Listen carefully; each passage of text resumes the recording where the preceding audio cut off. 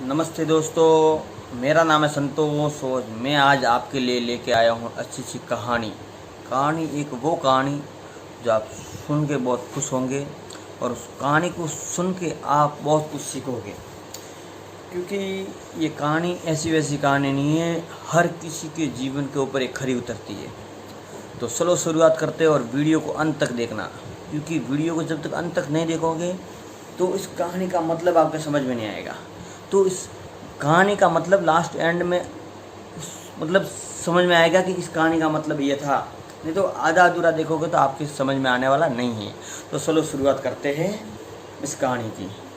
तो एक बार क्या होता है दोस्तों कि एक भेड़ बकरी चराने वाला एक आदमी, जो हमारे राजस्थान में उसको रबारी बोलते हैं, और उसकी सही जाति देवासी के नाम से जानी जाती है। तो उन लोगों का व्यवसाय पहले ये काम होता था कि बकरी चरा के अपना आजीविका चलाना। तो एक रबारी क्या होता है, जंगल में बकरियां चरा रहा होता है, और बकरियां चराते उसकी नज़र पड़ती है कि एक शेरनी बच्चा दे रही है पहाड़ी के ऊपर, और वो आधी गुफा के अंदर है और आधी गुफा के बाहर। तो वो शेरनी बच्चा दे रही थी, और बच्चा देते देते वो मर गई, यानी बच्चे का जन्म तो हो गया मगर शेरनी मर गई।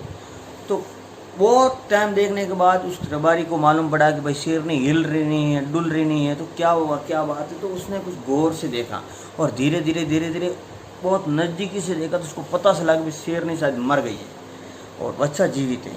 तो उसके पास गया, देखा तो शेरनी तो मर चुकी थी, ख़त्म हो चुकी थी।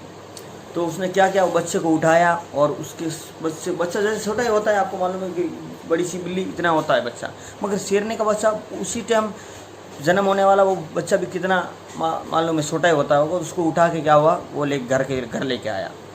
घर लेके आते ही क्या हुआ कि दोस्तों, उस बच्चे को उस जहाँ भेड़ वो रखता था, भेड़ है बकरियाँ रखता था, उस जैसे बाड़ा बनाता है सारा, और बाड़ा बना के उसके बीच में रखता, तो उस शेरनी के बच्चे को भी उस भेड़ों में छोड़ दिया।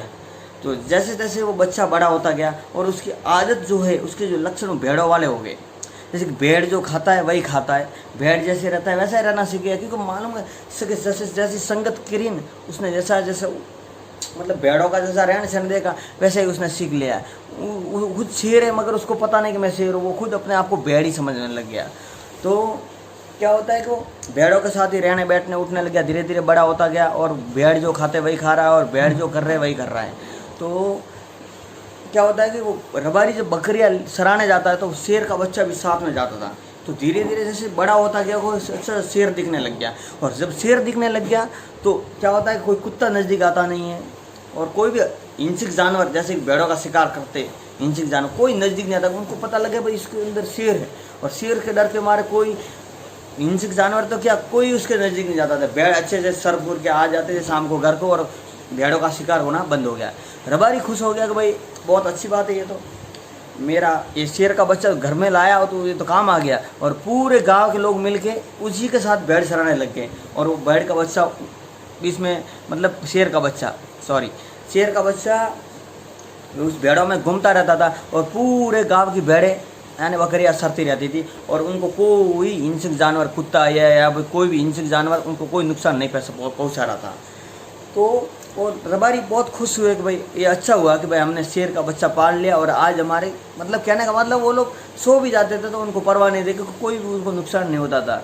और भेड़ एक के साथ में सर के शाम को आ जाती, शेर का बच्चा भी भेड़ की तरह घर का आ जाता था, और खा पी के अपना काम आजीविका चल रहा था। तो बहुत दिन हो गया बात, और शेर का बच्चा जैसे बड़ा हो गया और बड़ा बब्बर शेर बन गया, लेकिन फिर भी वो शेर बब्बर बन गया मगर अंदर लक्षण जो थे भेड़ों वाले थे। तो क्या करेगा, उसको पता ही नहीं मैं शेर हूँ, वो खुद अपने आप को भेड़ ही समझ रहा था। तो ऐसे ही चल रहा था, बहुत दिन हो गया और वो बड़ा भी हो गया, लेकिन अब उसके जीवन में परिवर्तन कैसे आता है शेर के जीवन में। अब क्या होता है कि एक बार दोस्तों की ये कहने का मतलब ये है कि एक और शेर आता है, और वो दूर से देखता है कि उनको पता लगता है कि भाई मेरे जैसा शेर और भेड़ों के बीच में क्या कर रहा है। तो उसको पता लग गया कि मेरे जैसा शेर होके और भेड़ों के बीच में कर क्या रहा है। तो फिर उसको रहा नहीं गया, उसको दुख हो गया, इतना टेंशन में आ गया वो शेर की, यार मेरी तो नाक कटा ली, नाक बोले तो ऐसे कटा ली कि उसको इतना दुख हो गया कि रह नहीं गया वो बेचारा। 2-3 दिन उसको देखता रहा और रोता रहा। अब उसको कैसे समझाए कि वो शेर है मगर भेड़ बन गया। अब उस शेर को इतना दुख हो गया कि भाई सब समाज के लोग मेरे को कोसेंगे कि भाई तेरा भाई, तेरा जैसा मतलब तेरा संबंधी, और वो भेड़ों के बीच में कर क्या रहा है, उसको कुछ भी समझा ले अपनी नाक कट जाएगी। हम भेड़ों का शिकार करते हैं और भेड़ों के बीच में रह के घास फूस खाएंगे तो हमारी समाज का क्या, हमारी इज्जत का क्या होगा। मतलब उसको एक दुख हो गया। तो 2-3 दिन तो देखता रहा, फिर उसने समझाने की ठान ली कि भाई कैसे भी तक करके उस शेर को समझाना पड़ेगा। तो इसने एक दिन और जोर से दाढ़ लगा के उस भेड़ों के बीच में वो कूद गया शेर तो भेड़ तो सब भाग गए और भेड़ भी भाग गए और वो शेर भी भागने लग गया। भेड़ बना, उसको पता ही नहीं मैं शेर हूँ, वो भागने लग गया और वो शेर पीछे पीछे उसको भाग गया। सब भेड़ भाग, उसको पकड़ लिया। पकड़ने के बाद रुक बोला, वो डर गया, उसको पता ही नहीं मैं शेर, वो डरने लग गया, कांपने लग गया कि थर थर थर थर, मुझे मत मारो, मुझे मत मारो, मुझे मत मारो। मैं मतलब वो समय याचना करने लगा और उसके पैरों में पड़ गया। तो उसने बोला तू डर मत, तू खुद एक शेर है, तू खुद शेर है, मगर भेड़ों के बीच में रह के तू भेड़ बन गया है, लेकिन तू खुद एक शेर है। और मेरी बात थोड़ी दूर सुन और तू तेरी होशियारी मत कर, यानी तू अपने आप मत बोल, मेरी बात सुन, मैं तेरे को समझाता हूँ। तो बहुत थोड़ी देर समझा, फुसला के उसको उधर ही ठहराया और फिर बोला कि तू और मैं एक ही है, तेरे और मेरे अंदर कुछ फर्क नहीं, तू भी शेर है और मैं भी शेर हूँ। हम लोग भेड़ों का शिकार करते, भेड़ों के साथ नहीं रहते।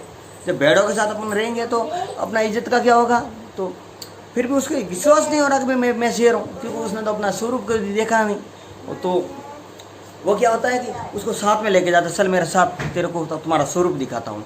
तो एक पहाड़ी के ऊपर लेकर जाता, पानी जैसे समुद्र होता है, जैसे तालाब, समुद्र नहीं तालाब समझ लो, तालाब के ऊपर जैसे कुआं ही समझ लो, अपन छोटा कुएं के ऊपर लेके जाता है और उसके ऊपर देखता है कि तुम देख अपना शक्ल देख। वो भी अपनी शक्ल दिखाता है और वो भी अपनी शक्ल देखता है, और दोनों शक्ल को देख के उसका दिमाग ठैया एकदम सेट हो जाता है कि भाई मैं भी शेर हूँ। उसके और वो पूछता है कि तो चल तेरे और शक्ल में मेरे और शक्ल में क्या कोई अंतर है कि नहीं अंतर, दोनों एक ही, कहाँ एक ही अंतर। फिर और तुम्हारी शक्ल और भेड़ी की शक्ल एक थी कि नहीं थी, तो फिर उधर कर क्या रहा था, वो उसको ज्ञान नहीं था, ज्ञान उनको मालूम नहीं था। तो क्या होता है कि उसको सब कुछ बातों से वाकिफ करा के वो उसकी समझ में आ जाता है कि मैं भी एक शेर हूँ। फिर वो एकदम हुंकार भरता है उसकी तरह कि मैं भी शेर हूँ, मतलब दहाड़ता है तो उसको मालूम पड़ जाता है कि सब कुछ उसको ज्ञान हो जाता है कि मैं भी एक शेर हूँ। फिर वो बोलता है कि अभी मैं क्या शेरों भेड़ों को खा सकता हूँ, उसको ज्ञान हो जाता है कि खा सकता है। उसके साथ फिर वो चला जाता है और उनको ज्ञान हो जाता है कि मैं भी शेर हूँ। तो ये कहानी आपके ऊपर ऐसे फिट बैठती है कि आप हो तो जितने भी प्राणी पृथ्वी पर मानव जीवन प्राप्त करके हो वो सब हो तो शेर। लेकिन यहाँ क्या होता है कि ये भेड़साल है, संसार पूरा एक भेड़साल है। उस संसार में पड़ के आप खुद एक भेड़ बन गए। तो कोई संत होता है, कोई साधु जो निर्मल संत होता है, वही आपकी पहचान करवा के आपको भक्ति दृढ़ा के आपको ज्ञान कराता है कि आप उस हंस आत्माओं से में से, आप उस ज्ञानी आत्माओं से में से, और आप अपने आप को भूल गए और आप इसी संसार में मतलब जो सारे कर रहे हैं वैसे अपने आप भी लगे रहे हो। तो आप समझ के इस कहानी से आपको क्या विचार आता है दोस्तों, और इस कहानी से आपको क्या मालूम पड़ता है, उस कहानी से आपको क्या ज्ञान मिलता है, एक कमेंट बॉक्स में ज़रूर लिखिए और कमेंट बॉक्स में बताइए कि ये कहानी आपको कैसे लगी।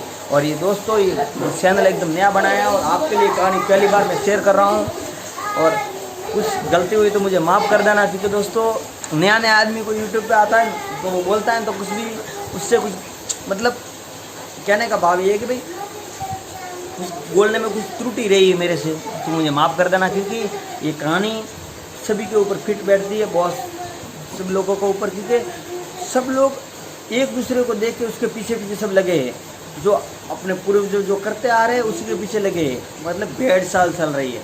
तो इस बातों को समझ के अपने आप को समझना पड़ेगा, अपन है कौन और कहाँ से आए और जाना कहाँ है, इस ज्ञान को समझना पड़ेगा। जब तक आप नहीं समझोगे तो ये भेड़ चाल ख़त्म होने वाली नहीं है दोस्तों। तो इस वीडियो को अब आज इधर ही पूरा करते हैं और आगे आपके लिए और एक अच्छा वीडियो लेके आएंगे, और इस वीडियो को आप अच्छा रेस्पेक्ट देंगे और अच्छे से इस वीडियो को कमेंट दोगे और लाइक दोगे तो इससे भी अच्छी कहानी आपके लिए लेके आएंगे दोस्तों। सतगुरुदेव की जय हो।